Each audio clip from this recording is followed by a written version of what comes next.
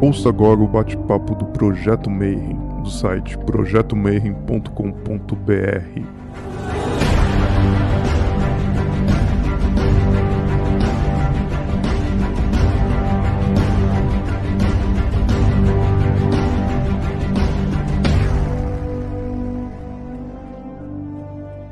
Bom dia para você que é de bom dia, boa noite para você que é da boa noite, boa tarde se você está assistindo isso no YouTube, liberado agora. Dá o like, segue o canal para ficar ciente assim das nossas palestras. Hoje a gente vai ter a palestra de número 94, que significa que se você acabou de chegar aqui, tem 93 palestras de igual teor, né? Para quem está aí no futuro, a gente está em 2020, todo mundo trancado aqui em casa, e em vez de fazer o simpósio de hermetismo, onde a gente convida a galera que manja de ocultismo, de hermetismo, de religiões, para bater um papo, a gente está fazendo isso agora virtualmente, né? E hoje a gente vai falar de dois assuntos ao mesmo tempo que se interlaçam, né? Então, um é verdadeira vontade, que é quando você faz alguma coisa com amor e isso reverbera pelo cosmos, né? E a segunda a gente vai falar da figura do louco no tarô, né? Do bobo, do xamã e desse processo de cura e o que é que isso tem a ver com medicina, né? E para isso eu peguei um dos membros do Mayhem, que por um acaso também foi um dos fundadores do Doutores da Alegria, que com certeza você já ouviu falar nessa instituição maravilhosa. Então, boa noite, doutor Wellington Santos. A minha especialidade é besteirologia. É um novo campo dentro da área da saúde, mas que nasce, tal qual a medicina, nas artes. Então, antes da gente começar a falar sobre bobo, tarô, etc e tal, eu queria que você contasse um pouquinho da tua jornada, né? Porque como eu entrevisto a galera daqui, ninguém é normal. Então eu sempre pergunto assim, como é que uma pessoa normal, depois de 30 anos, vira o coordenador dos Doutores da Alegria e visitando hospitais e fazendo esse trabalho maravilhoso, né? Então, conta pra gente como é que foi a tua jornada. Legal. Olha, ouvir isso me faz sentir em casa, justamente, né? De perto ninguém é normal. Mas porque não foi planejado. Eu não tinha a mínima vontade ou intenção. Eu era um professor de inglês do Objetivo e o humor fazia muito parte da minha dinâmica de sala de aula, porque eu queria sempre tornar a aula interessante para os alunos. Então, eu costumava cantar, traduzir letra de música, porque naquela época, imagina, nós estamos falando de 1980, o inglês parecia muito distante, né? Então eu traduzia e eu cantava para eles, né? Quando eu dava as aulas, as músicas. E aí sempre que eu cantava, eles falavam, nossa, você gosta tanto de cantar, né? Por que não aprende? E aí, ouvindo esse apelo dos alunos, eu falei, sabe que vocês estão certos? E teve um dia na minha vida, tava com um aluno, eu ia dar carona para ele, e aí entramos no carro e fomos assaltados. E eu consegui conversar com os ladrões, essa coisa toda. Enfim, eles não levaram carro, nada. E eu falei, eu me sinto tendo nascido de novo. Então, a partir de hoje, eu só vou fazer aquilo que eu quero mesmo. E o que eu queria mesmo era o teatro musical, porque eu queria ser um artista completo. Então, no dia seguinte, eu comecei a escarafunchar a lista telefônica do consulado americano no Brasil. Em janeiro daquele ano, eu me mandei para Nova York, peguei meu fundo de garantia e fui estudar teatro musical.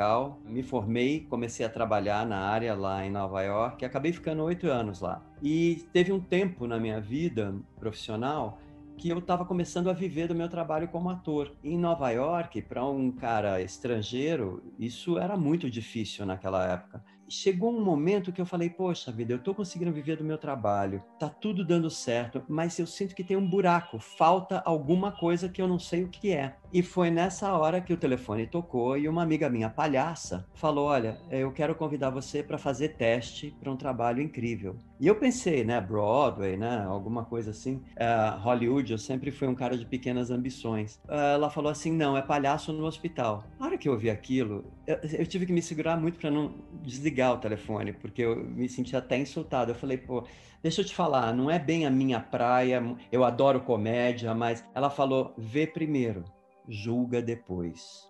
E ela falou assim com tanta força que eu falei, tá bom, eu vou. E eu fui, eu marquei a data para ir. No dia que eu fui, sabe quando você vai assim, falando, por que que eu disse sim, meu Deus do céu? Porque o meu sonho era ser superstar na Broadway, depois ir para Hollywood, ganhar, ser o primeiro ator brasileiro a ganhar um Oscar de melhor ator, sabe como é que é? Pequenos sonhos. E aí eu chego no hospital, que era o Hospital da Universidade de Colômbia, e quando eu vejo a dupla de palhaços passar, um palhaço e uma palhaça, era incrível a mudança que ocorria só com a passagem deles. Todo aquele burburinho do hospital, as pessoas na fila de espera, muito parecido com os hospitais brasileiros, aquele burburinho todo, e aquela dupla passava, cumprimentava as pessoas e tudo mais, mas como se eles fizessem parte normal da paisagem. E era muito forte o impacto que isso causava. Aí eles me falaram, olha, nós vamos visitar aquele quarto, se você tiver alguma pergunta, não fala nada. Quando eles abriram a porta, me surpreendeu que a primeira coisa que eles fizeram foi não entrar. Eles ficaram parados na porta. E o palhaço era um mágico, muito bom.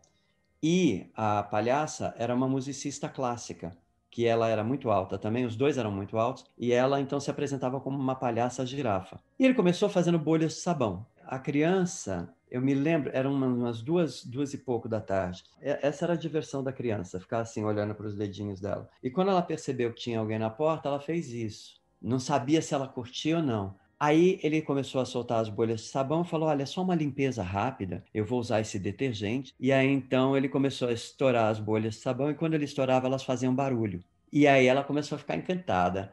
E aí ele começou a tirar coisas de dentro dessas bolhas de sabão, né? Então ele tirava bichinhos, ele falava, ó, tá vendo? A gente tem que pegar todos os germes e levar embora, porque afinal de contas isso aqui é um hospital, tem que estar muito limpinho. E essa criança foi ganhando tônus, ela foi ficando encantada, ela foi se envolvendo completamente e a outra palhaça tocava a música. E aí eles pediram licença para entrar, ela fez assim, e no que eles puseram o pé no quarto, ela saltou do leito e foi interagir com eles. Eu vi essa cena há mais de 30 anos e até hoje eu não vi nada tão forte na minha vida feito pela arte. E eu nem esperava que algo assim fosse possível. Aí eu pus o meu rabo entre as pernas, liguei para minha amiga e falei: "Você me desculpa, mas você tem que ser muito bom para fazer esse trabalho. Eu sou só um ator de musical, eu tô fora." Ela falou: "Eu vou te pôr no final do ano, assim você tem tempo de se preparar." E eu ficava numa relação de amor e ódio, sabe? E será que eu vou? Será que eu não vou? Será que eu vou dar conta? E chegou assim,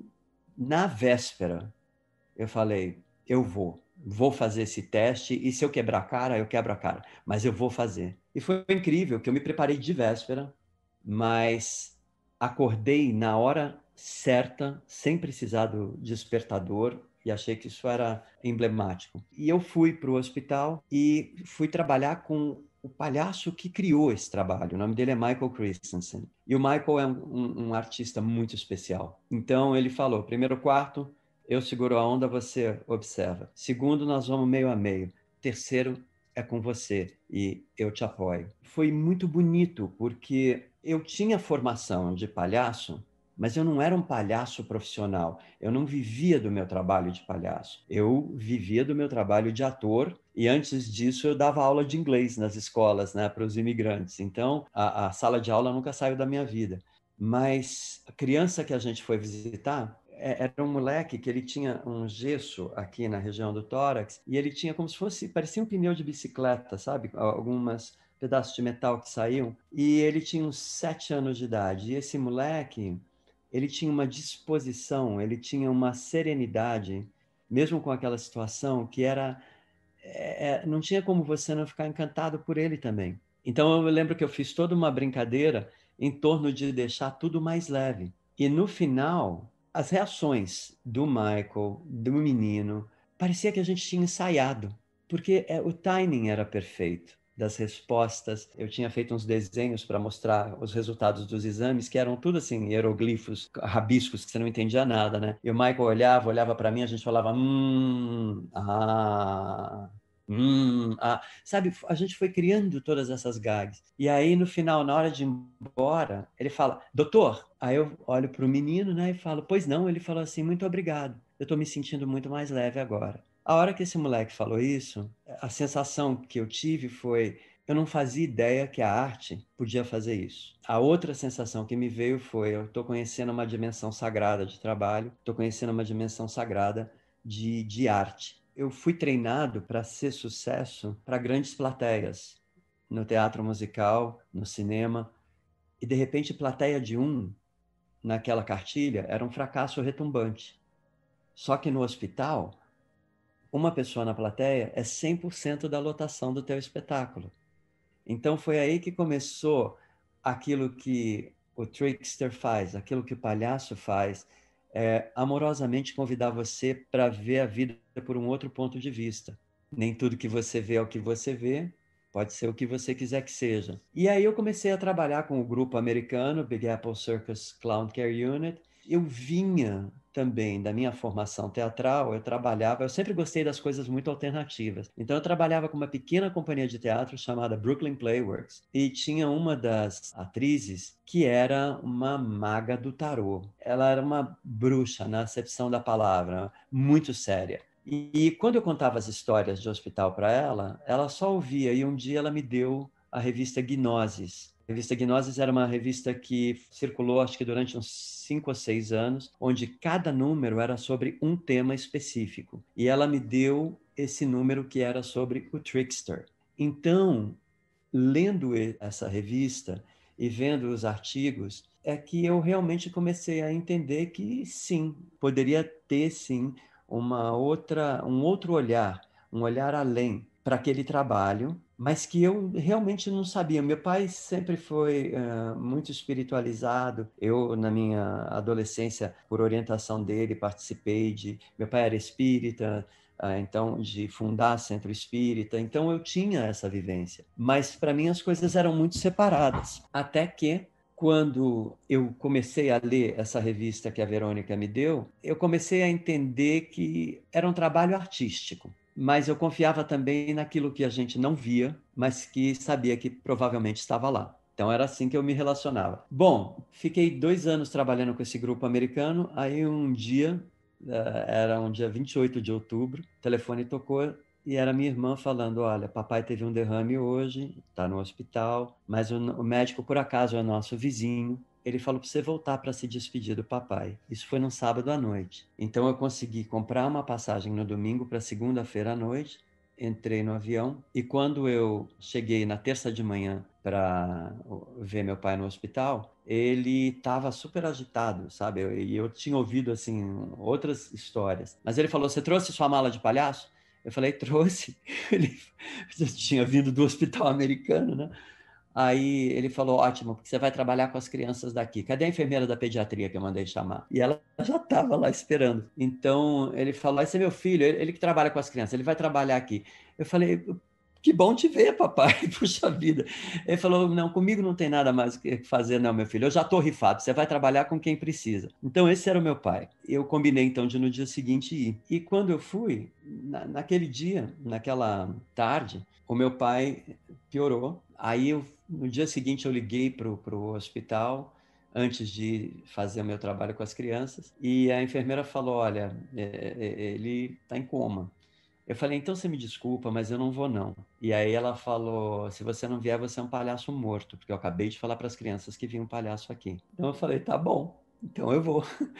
Aí eu fui, eu estava me maquiando e eu falei o seguinte: ó, eu não estou com a mínima vontade de estar aqui, mas eu tô e eu vou fazer um ótimo trabalho. Se eu tiver algum crédito, você joga na conta do meu pai. E aí o que aconteceu é que eu fui trabalhar e vi que tudo que eu fazia nos hospitais americanos, em inglês, se traduzia para o português, perfeitamente. Aproveitei e trabalhei com os adultos, com os idosos, porque era menor o número de pacientes do hospital do que o que eu estava acostumado nos Estados Unidos. Então, depois que acabou tudo, tirei a maquiagem, eu fui pedir para essa enfermeira: olha, já passou o horário de visita, eu posso visitar meu pai? Ela falou: você é um profissional de saúde como qualquer um de nós, você tem passe livre para entrar aqui o quanto você quiser depois do que você fez. Aí aquilo também me tocou, me emocionou muito. E eu fui ver meu pai. Ele tinha saído daquela situação grave, daquele coma, e ele estava comendo pera picadinha, e ele me perguntou: como é que foi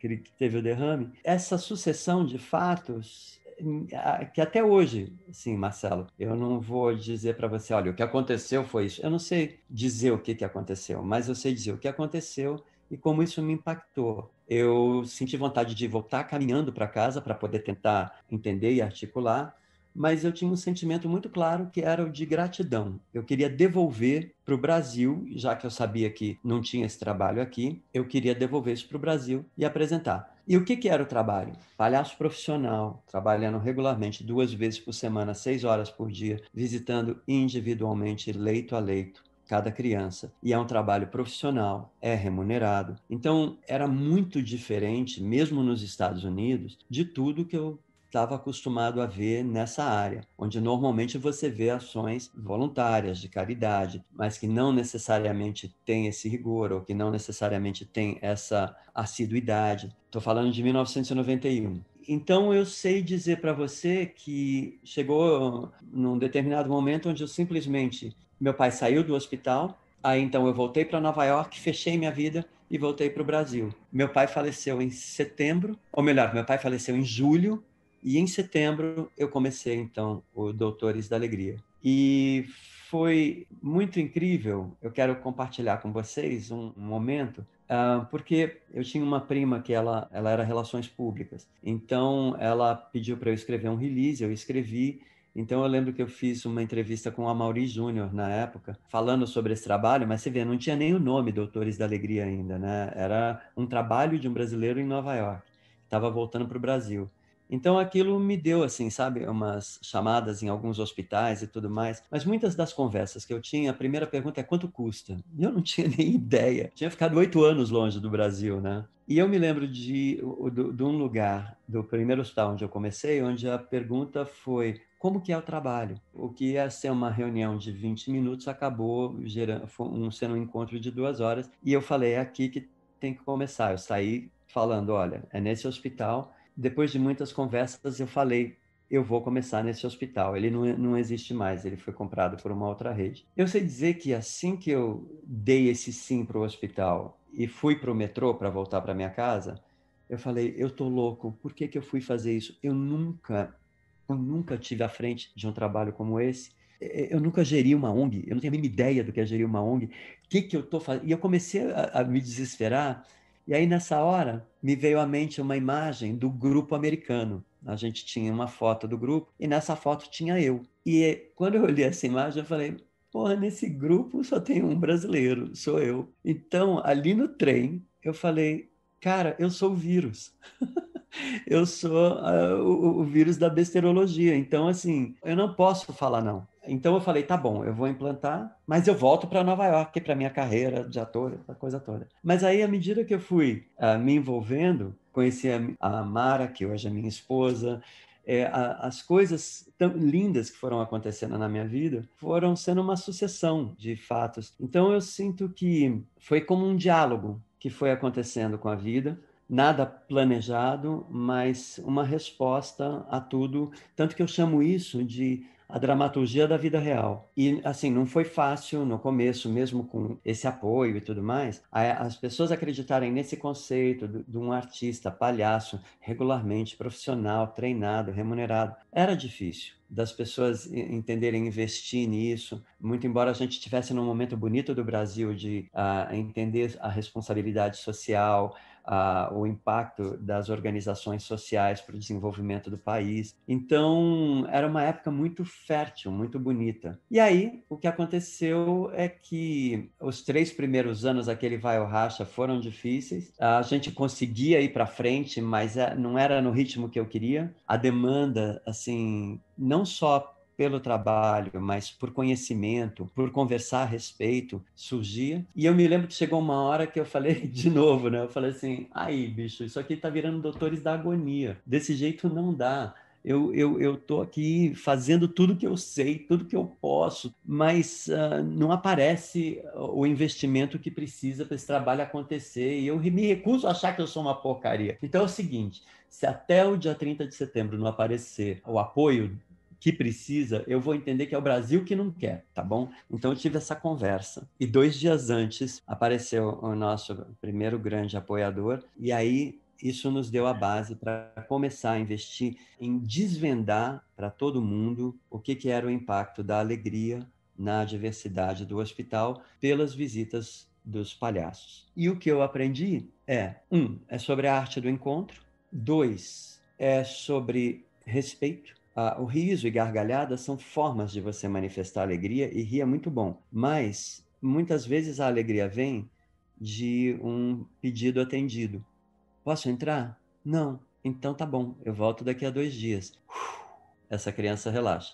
Eu fui ouvida, eu fui compreendida. Então, a alegria, na verdade, ela começa nessa sutileza. Por isso que eu entendi que a alegria é como resultado de uma comunicação bem estabelecida, com base em entender a necessidade do outro e agir para suprir, porque você tem que estar disponível, nada na cabeça, nenhuma expectativa, porque senão é que nem eu estou aqui conversando com você, e entre eu e você ficam essas expectativas todas dançando, sabe? Então, o cultivo da formação de palhaço e de ator também pede isso, uma mente completamente vazia e desprovida de expectativas para você estar 100% presente para o que for acontecer na hora, porque o que acontece na hora é a cocriação, e nem tinha essa expressão na época, né? Por isso que essa é outra característica do trabalho, muito de futuro, que ele é cocriação, ele é influenciador. Você vê aqui no Brasil são mais de 1.500 programas semelhantes, não doutores da alegria, mas pessoas que criaram ações individuais e que o Doutores criou uma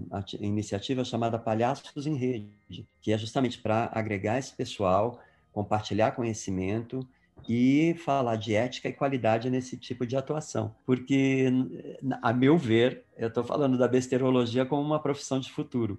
Eu falo, né? Meu sonho é que um filho chegue para os pais e fale: papai e mamãe, eu pensei bem na minha carreira. Eu quero estudar artes cênicas, quero me especializar em técnica de palhaço, quero fazer meu doutorado em besterologia e intervir na vida real, que é a mídia mais inovadora que tem. E os pais falarem: nossa, filhão, que lucidez! Na época do papai não tinha nada assim. E por isso que hoje também o Doutores tem uma escola para formação de palhaços. E tudo isso me levou a procurar finalmente entender quem que é esse palhaço que sai do circo. E aí, quando eu comecei a estudar, eu fui entendendo essa outra dimensão por causa da revista Gnosis. Aquele exemplar era sobre o trickster, né? Então, o pregador de peças, né? O brincalhão. E o Jung estudou o trickster, ele que traz esse conceito, né? Então, era sobre o trickster, era sobre os múmeros, o mummer players. Por exemplo, os mummer players, eles eram esses artistas malucos, considerados malucos, né? Que eles agiam como se eles estivessem possuídos pelos deuses e tudo mais. Eles chegavam na casa de uma pessoa, a encenação que eles faziam era, chegavam na porta da casa da pessoa para curar a pessoa, mas só que eles chegavam muito tarde, a pessoa morria. Tinha acabado de morrer. E isso era encenação. Então, eles faziam, tem uma expressão em inglês que é mumbo jumbo, sabe? Que é dança, ficar possuído, de brincadeira. Tudo, não era um ritual, era uma encenação.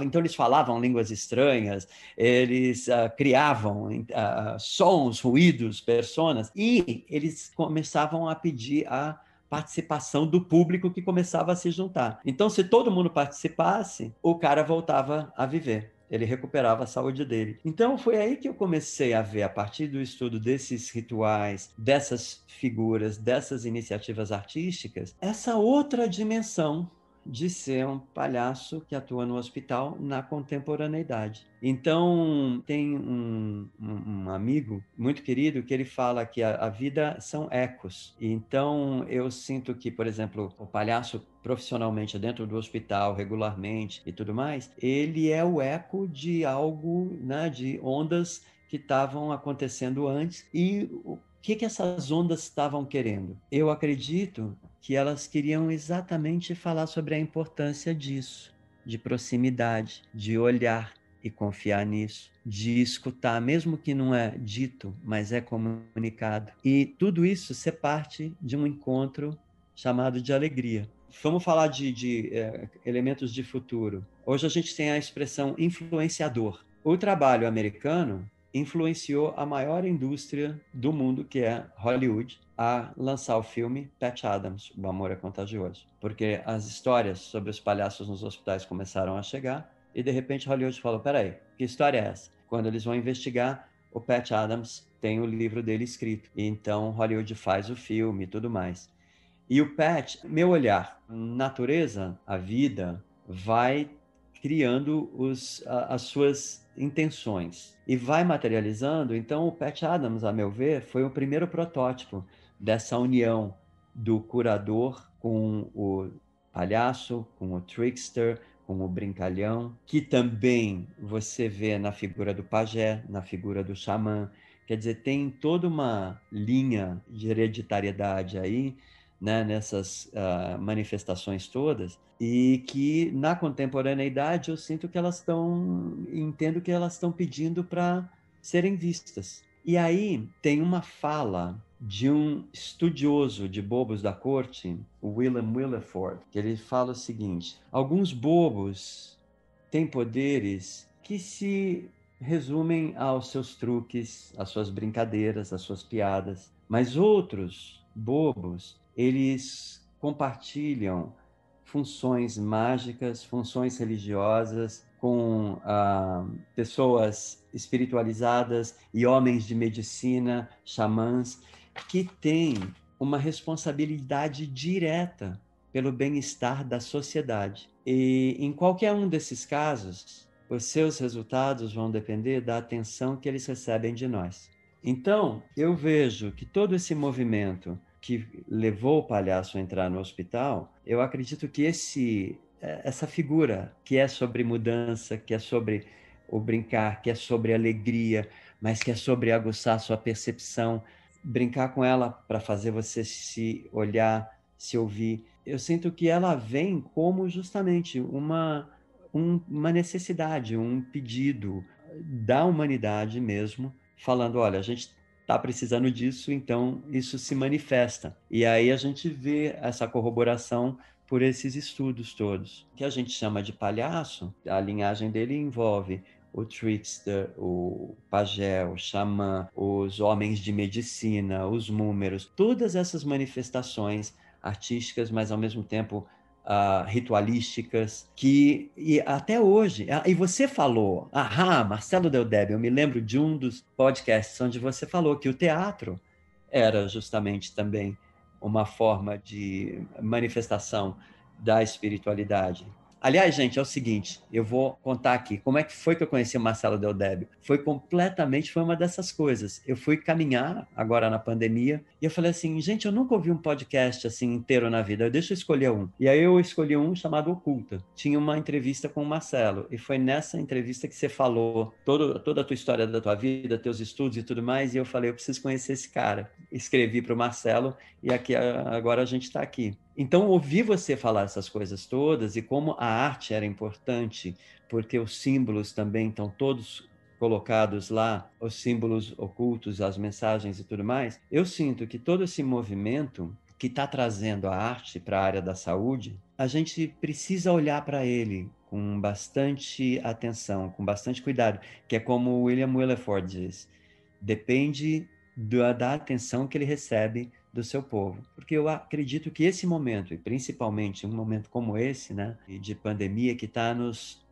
fazendo parar para refletir, repensar, a arte pode ser um tremendo recurso para nos fazer viajar, para ser um antídoto, mas principalmente para aguçar a nossa imaginação, nossa visão, para a gente entender as necessidades do planeta, das pessoas, e poder suprir através dessa arte. Não só do palhaço, mas da música, das artes plásticas. Então, nesses 29 anos que tem Doutores da Alegria, eu tive a oportunidade de ver Eduardo Valarelli, um artista plástico maravilhoso, criar um trabalho de artes plásticas para os hospitais, trabalhos de música nos hospitais, desde orquestras até músicos que vão em duplas. Enfim, começou a abrir um espaço sério de investigação para o papel da arte nesse processo de cura, de recuperação. Vocês Então, conseguiram documentar os resultados também, né?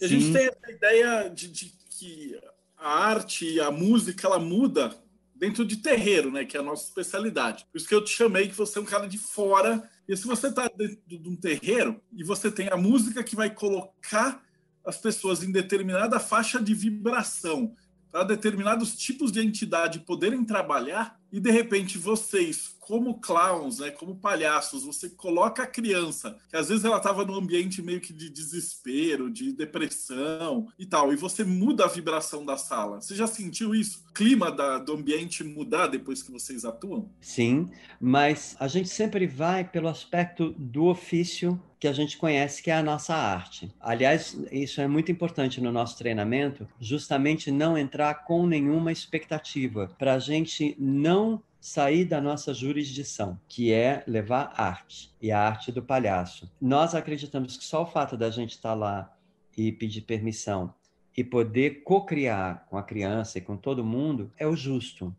É o que é permitido, é o que é feito e é o que tem que acontecer. Então, nós não entramos com uma intenção. Se existe uma intenção, é estarmos disponíveis e colocarmos o melhor da nossa arte, do nosso talento, a serviço daquela instituição. Mas não existe essa intenção explícita para deixar justamente que aconteça o que tem que acontecer. O artista, no caso, ele leva a arte dele e o que tiver que acontecer, vai acontecer. Não é que ele intencionou, olha, eu vou tocar a música. Hoje até existem pesquisas e tudo mais.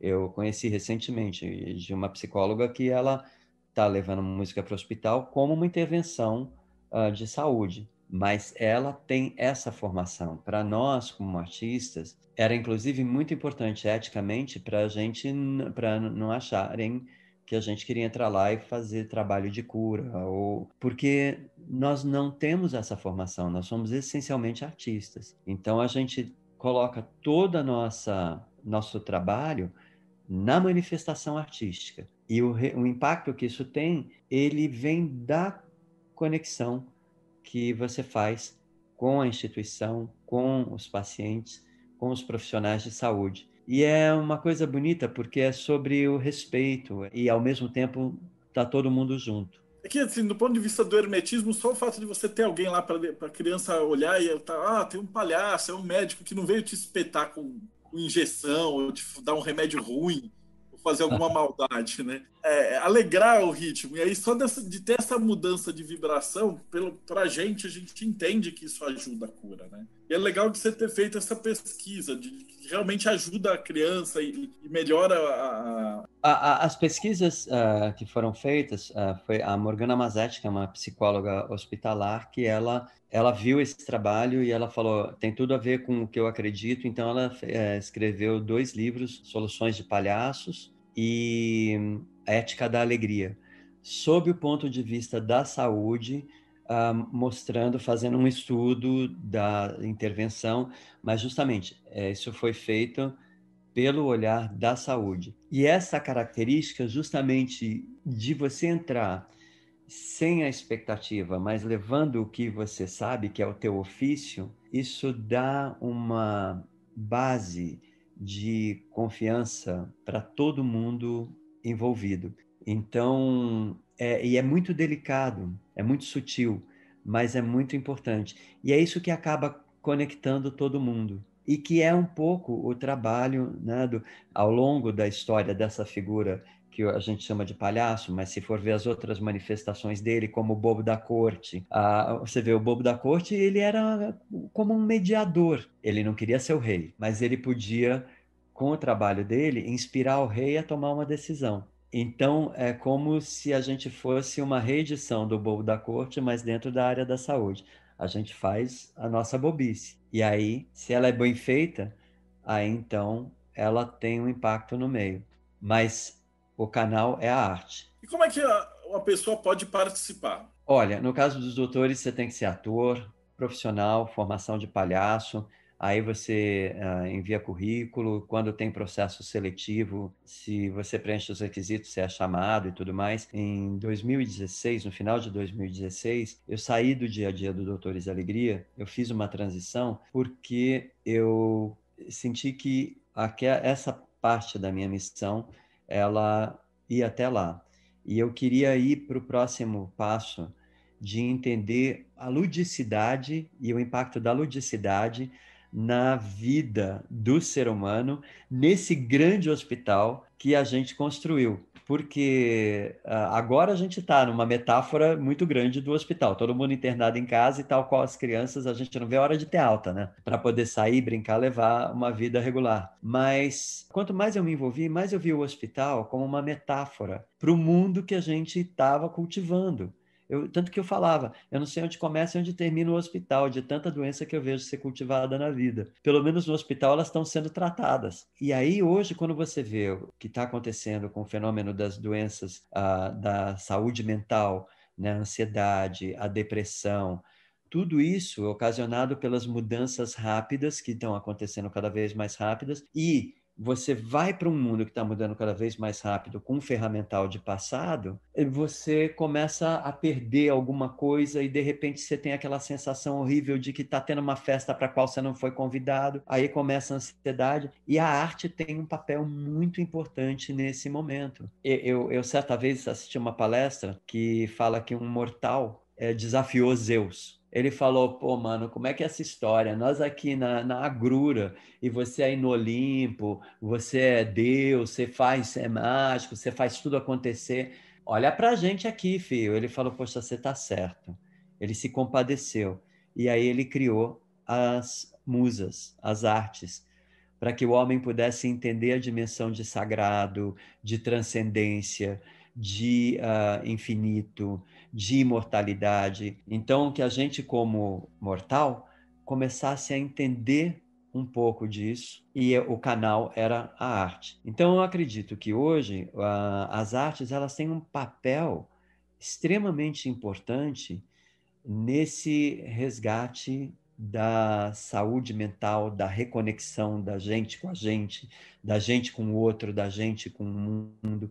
Tem um grande médico que eu conheci, um grande pediatra, que no dia que a gente iniciou o trabalho naquele hospital, ele me deu uma carona e para me deixar no escritório, né? E ele falou para mim, depois que a gente entrou no carro, ele falou, olha, o trabalho que eu vejo é como se vocês fossem mestres do invisível. E quando eu vi um médico, e aí eu fui ver que ele era um médico altamente espiritualizado, essa coisa toda, alguém que eu amo e respeito muito até hoje, mas quando ele falou isso, eu falei, uau, ok. Então, até com base nessa fala dele, é que eu acho que faz sentido hoje a gente estar aqui conversando, porque essa expressão, sabe, do invisível, daquilo que a gente não vê, mas que a gente sabe que está acontecendo. E a arte, nesse sentido, ela tem um papel muito importante, porque não vem da razão, ela vem do que você sente. Ela toca naquilo que você ainda não articulou, mas que você sente. E isso é muito importante, você elaborar. A gente vê muito em terreiro, as giras de herê. O pessoal gosta de falar, não, os Exus, os trevosos, mas as magias mais poderosas que a gente tem dentro da Umbanda, que a gente já entrevistou vários pais de santo, é sempre das crianças. Daí eles trabalham com esse negócio de alegria, passa coisa na cara, e faz dar risada, e faz palhaçada, e dá cambalhota, porque muda a própria vibração da pessoa que está doente. E aí, por isso que ele colocou nesse ponto. Eu analisando do ponto de vista espiritual, eu falo que assim, às vezes o cara tá lá, tá ruim, tá sofrendo, tá com uma doença tá muito ferrado no hospital, e a própria presença ali do palhaço e tal, que já alegra o espírito da pessoa, já dá uma abertura para os médicos do plano espiritual que estão ali no hospital trabalharem. Então você consegue mover a função do ritual dentro de todas as ordens, né, para tudo, né, desde ritual de guerra, onde os caras trabalham de um determinado jeito, né, então põe a máscara, põe o negócio de terror, grita, vai em volta da fogueira, né, as tribos fazem essa parada. E na cura você está trazendo uma outra energia para dentro do processo, né? Então, como você falou, é um negócio que não é racional, você está mexendo, a gente chama de netzar, que vai ajudar essa pegada. Aí a gente sabe que se a criança estiver feliz e tal, ela vai se recuperar mais rápido, ela vai ter uma chance melhor, ela vai... Enfim, tem uma série de estudos disso. E olha, Marcelo, meu conceito de criança hoje vai de 0 a 120 anos, tá? Eu imagino que deve servir para todo mundo, né? Se tivesse internado com pedra no rim e tal, ia entrasse um doutor palhaço e tal, ia melhorar o humor. Acho que não tem como, né? Todo mundo gosta de palhaço. Você sabe que existe hoje uma doença catalogada, chama courofobia, que é o medo mesmo, a fobia de palhaço. Então, é raro, mas tem. Então, e é por isso que antes de começar as visitas, conversa com a enfermagem, como é que tá o andar, como é que é isso, como é que é, sabe? Tudo é muito, muito bem explicadinho nos seus mínimos detalhes. Tudo isso a gente recebe as informações da enfermagem, dos psicólogos, enfim. O trabalho é feito com muita integração com as equipes de saúde. E tem uma coisa, você recebe as informações, mas depois você vai trabalhar. Quando você esquece. Quando você chega lá no quarto, pum, pronto, a informação vem. E aí você trabalha. Para não correr o risco justamente da gente entrar falando, peraí, essa é a criança assim, essa é a criança assim. Não, esquece. E fica disponível para o trabalho, para a situação. E daí, bom, tudo bem. Por isso que é muito importante todo o trabalho de conexão, de presença, de respiração, enfim, que a gente faz pelas artes cênicas, né? Pelas práticas das artes cênicas. Agora, eu tenho uma pergunta para você e para todo mundo aqui hoje, porque eu, como palhaço, eu venho assistindo, né? Eu agora sou colaborador do Projeto Mayhem, porque eu fiquei fascinado pelo trabalho que você está fazendo com todas essas pessoas incríveis, mas eu falei assim, eu vou ser palhaço aqui hoje, porque normalmente quando eu assisto, são aulas que são dadas, né? Mas eu quero fazer pergunta para os alunos aí, para o povo que está assistindo, que é, para vocês, por que vocês acham que o palhaço entrou no hospital na contemporaneidade? Vou deixar o pessoal fazer as respostas aqui no chat. E se você está Legal. assistindo no YouTube, pensa aí um pouquinho da tua resposta. Faz uma pausa e depois já começa. Essa pergunta é o que eu venho me fazendo exatamente por isso, porque eu vejo que o papel que a arte tem, você vê o palhaço, trickster, o pajé, por exemplo, os índios Cheyenne norte-americanos, eles trabalhavam para a saúde da tribo justamente procurando chamar a atenção deles para o momento presente. Então, o que eles faziam? Eles paravam, às vezes, no meio do caminho que os índios faziam e começavam a conversar. Só que eles batiam papo de cabeça para baixo. Eles ficavam de ponta cabeça e ficavam conversando, rindo entre eles e tudo mais. E depois eles dispersavam. Bom, vamos embora, vamos embora. Eles iam andando com as mãos embora. E tudo isso tirava a tribo daquele estado de zumbização, sabe? Daquele estado de, tô aqui, mas eu não tô presente. Fazia as pessoas olharem, fazia as pessoas questionarem, quebrava fluxo.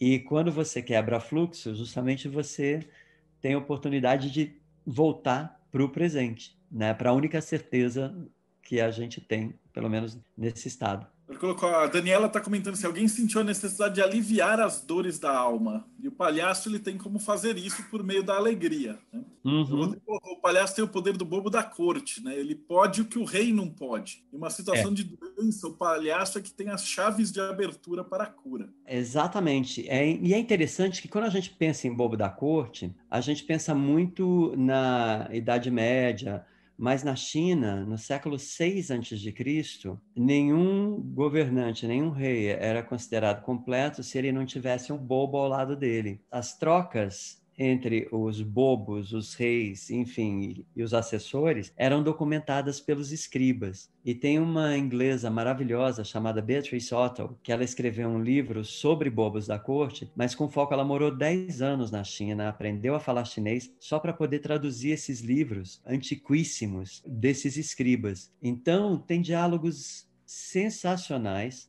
que ocorreram, onde justamente os bobos eles tiveram um papel de mudar a decisão. Tem uma história até que se popularizou mais, tinha um rei que ele tinha um cavalo branco. E ele, antes de ser rei, ele foi soldado, lutou na guerra, e aquele cavalo, ele considerava um cavalo super especial, muito valente, foi para a guerra com ele.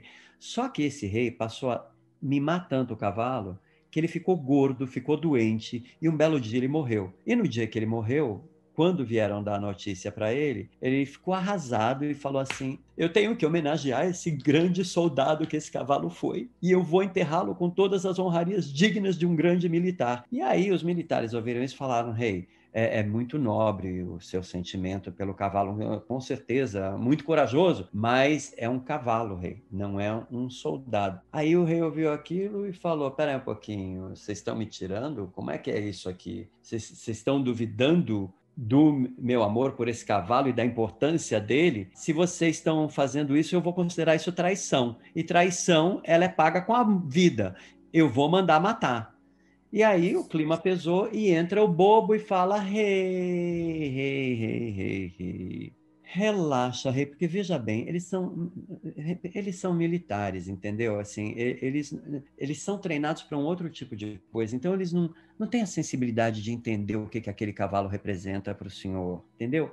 Aliás, eu vou dizer uma coisa, o senhor fala tanto da coragem desse cavalo, que eu acho que ele não merece honrarias militares no seu enterro. Eu, se fosse o senhor, eu reverenciaria de verdade a importância desse cavalinho, enterrando ele com todas as honrarias reais, dignas de um rei. O rei ouviu aquilo, pensou e falou assim, pensando bem, joga na vala comum mesmo.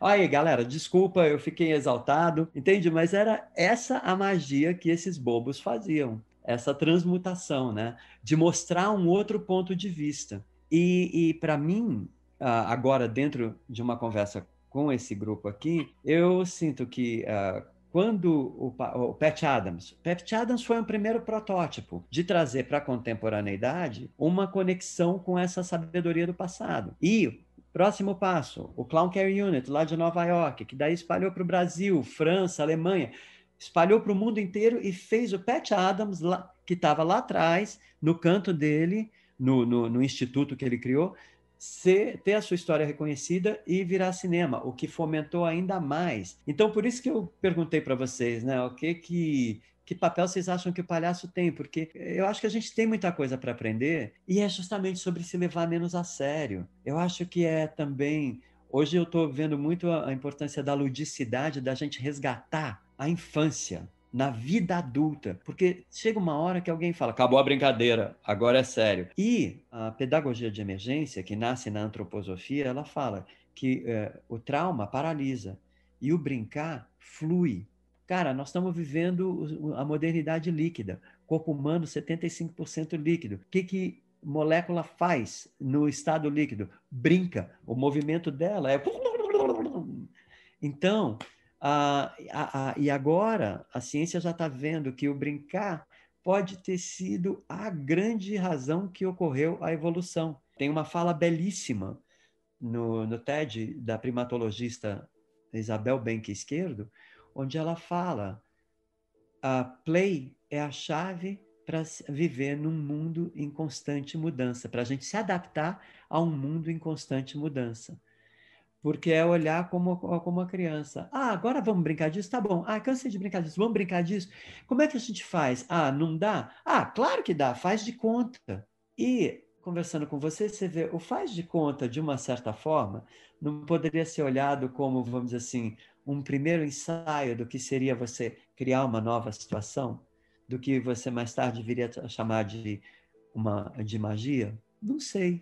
Não tenho a mínima ideia. Aí vocês se fantasiam só de palhaços? Não tem ninguém, por exemplo, que se fantasia de fada ou de nenhuma criatura fantástica, assim? Tem um grupo que, por exemplo, se apresenta como super-heróis. O trabalho do Doutores abriu assim um espaço para muitas outras manifestações e é maravilhoso porque o Brasil é enorme e foi legal também porque trouxe para os hospitais uma base de como receber e também teve todo o movimento de humanização, quer dizer, hoje a gente já tem até muitos hospitais que têm arte dentro do hospital acontecendo como atividades de várias formas, porque, como falou aquele grande médico, né, trabalha com o invisível, então fala justamente, vai direto na essência da gente. O Felipe Vasconcelos colocou aqui, né? O hospital, para mim, é um local onde a ciência e a razão reinam, né? Então você tem que ter cuidado absurdo para achar o remédio, a dosagem e tudo. É totalmente, a gente chama de RODS, né? Que é a parte racional. E a razão é uma parte da vida, mas não toda a vida, né? Então, como diria Nietzsche, a vida sem arte seria insuportável. E a arte é o completo da vida, continuando com Nietzsche. A arte seria o local da não definição onde o milagre é possível, onde tudo pode ser criado. Exatamente. Porque no hospital você tem que fazer tudo certo, né? Não existe um espaço, tipo, o máximo de arte seria, sei lá, alguma coisa bonita, uma pintura na parede, alguma coisa, mas tudo tem que ser limpo, tudo tem que ser impecável, tudo tem que ser estéril. né? Exatamente. Puta, muito legal, Marcelo, E a Felipe. presença do palhaço e da energia da alegria, vocês são a única coisa que é colorida, cheia de mancha, cheia de cor e porque todo hospital tem que ser impecavelmente limpo, impecavelmente. Acho que estéril é a palavra, né, para um hospital. Estéreo é a palavra. A bolha de luz, de cor e de energia diferente que entra nesse sistema, né, para fazer a criação. Justamente por esse cuidado na entrada, é que aos poucos as pessoas também vão se sentindo autorizadas para também entrar nessa brincadeira e colaborar para levar ela adiante. De que forma que eu falo, né? Por exemplo, eu me lembro que quando a gente começou, eu ouvia muito a palavra: esse trabalho humaniza o hospital. Eu até achava engraçado, porque a gente já é humano, né? Humanizar quer dizer tornar humano, a gente já é humano. Mas eu entendi o que eles estavam falando, justamente saía do estéreo. Você podia trazer emoção. E isso fez com que a área da saúde se mobilizasse para haver o trabalho da humanização. E hoje existe a área da humanização na saúde pública. Enfim, houve uma mudança muito grande no jeito de você olhar o médico, o profissional de saúde, os pacientes. E ainda tem muita coisa para ser feita, mas eu acho que já foram dados grandes passos nesse sentido, de você, pelo menos, já ter disciplinas aonde se preza essa... quer ver uma coisa, um movimento lindo que aconteceu? Nas escolas de medicina, enfermagem e tudo mais, os alunos começaram a aprender técnicas de palhaço, de artes, e começaram a montar programas como forma de complementar a educação deles com algo que não estava previsto no currículo da faculdade. Então, você vê, quando isso acontece, é muito além daquilo que a gente tinha esperado, mas aí eu acho que exatamente o trabalho está cumprindo o seu papel, ele está encontrando o terreno fértil, mas por causa desse cuidado no começo, porque se não houvesse esse cuidado, seria muito fácil isso ser parado. E talvez isso dissesse que não era a hora ainda de acontecer. Não sei. Mas por isso essa responsa toda, sabe? Esse cuidado todo. Nossa, eu não queria passar para a história como o cara que acabou com a possibilidade de um palhaço entrar no hospital na América Latina. E é cuidado, é arte. E aí, quando a gente conversa sobre o invisível e tudo mais, eu não tenho o conhecimento, eu não sou um estudante de magia e nunca olhei para o trabalho por esse aspecto da magia ou mesmo da espiritualidade. Eu nunca tivemos essa orientação de fazer o trabalho por esse viés. Mas não se preocupe, eu convidei você não porque é o mago, né? A gente já teve, eu já entrevistei maestro, a gente já entrevistou eu vi. pintores, os caras que não têm relação. Mas o que você faz é arte, né? E tá no topo da árvore da vida, né? Se não é o mago, é o louco. Já entrevistei as bruxas, que são as sacerdotisas. Então a gente já trabalha em 3 vertentes aqui, né? Que legal. Eu tenho 2 perguntas para você, né? Como é que a gente acha os Doutores da Alegria, né? E tudo que o Wellington falar tá aqui embaixo na descrição do vídeo. Então, os links, o que ele passar, se você ficar curioso, você dá uma clicada aqui embaixo. O site doutoresdaalegria.org.br. Todas as informações estão lá. Tem o Instagram também dos doutores. E tem o documentário do Doutores da Alegria, que conta toda a história e olha muito para esse olhar do palhaço. Alguém colocou em 6 partes no YouTube, e se você quiser ver com uma melhor qualidade de som e imagem, ele está no Vimeo também. Então é Doutores da Alegria, o filme. E a última pergunta que conselho que você daria para alguém que está começando? A gente geralmente pergunta, né, para o pessoal da magia, né? Que conselho que você dá para alguém que está começando na magia? Mas você falou que não é mago, né? Então, que conselho você daria para uma pessoa jovem que te procurasse, assim, tivesse triste e tal, e pedisse um conselho? Bom, se fosse para uma pessoa jovem que está triste, eu acho que a primeira coisa que eu faria seria ouvir essa pessoa, porque o acolhimento é importante. E nesse conceito de que a alegria não é só o riso e a gargalhada, é um primeiro momento de escutar, de acolher, para daí a gente poder ir para uma segunda fase, que seria talvez rir juntos. E de repente até a gente vê que essa tristeza era uma coisa muito pequenininha e que às vezes a gente faz um cavalo de batalha dela. Porque eu aprendi muito a privilegiar a essa arte do encontro. A alegria é esse resultado desse encontro potente, aonde você não nega os problemas e tudo mais, mas você vai buscar a conexão com aquilo que está bom, com aquilo que está saudável, com a potência do outro. E aí, segundo o Spinoza, ele fala que a vida é feita de encontros e que eles podem ser baseados em paixões tristes ou paixões alegres. As paixões tristes são aquelas que diminuem o outro, né? Se você olha o outro e pensa, coitadinho, que dó, né? Eu acho que dó, inclusive, é o tipo da coisa assim mais inútil, porque não faz nada pelo outro, só te dá a impressão que você se condoeu, mas na verdade não mudou a situação. E então, quando o Spinoza fala das paixões alegres, das paixões potentes, são aquelas em que você se faz disponível para o encontro. E daí você trabalha com aquilo que vem. E quando a gente trabalha com o que vem, é uma cocriação. E quando tem a cocriação, aí então ele se sente coautor. Não tem sensação mais gostosa. E isso pode acabar em riso, pode acabar em gargalhada, pode acabar em alívio. Posso entrar? Não, vai embora. Ok, fui.